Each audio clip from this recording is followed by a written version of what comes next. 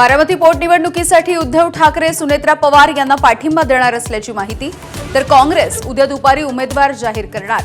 पोटनिवडणूक बिनविरोध व्हावी, मुख्यमंत्र्यांचं आवाहन।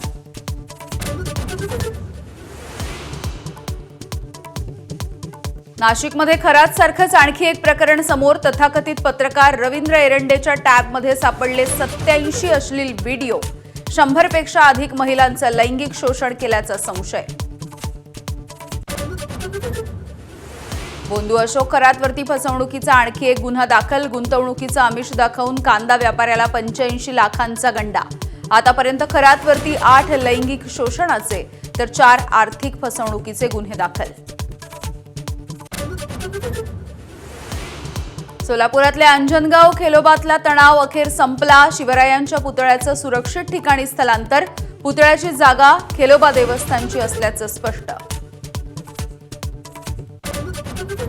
राज्यामध्ये अवकाळी पावसामुळे 5,12,000 एकराचं नुकसान। कृषी मंत्री दत्तात्रय भरणे यांची माहिती, तर पंचनामे झाल्यानंतर नुकसानग्रस्त शेतकऱ्यांना मदत देणार असल्याची ग्वाही।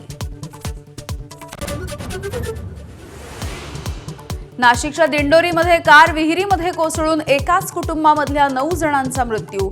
विहीर मालकावरती सदोष मनुष्यवधाचा गुन्हा दाखल। मृतांच्या वारसांना सरकारकडून 5 लाखांची आर्थिक मदत। माझा कट्ट्यावरती बोलताना अंधश्रद्धेवरती सत्यपाल महाराजांचा कडाडून प्रहार। बोंधुगिरीच्या आहारी न जाता तुकडोजी महाराज आणि गाडगे बाबांच्या विचारांवरती चालण्याचं आवाहन।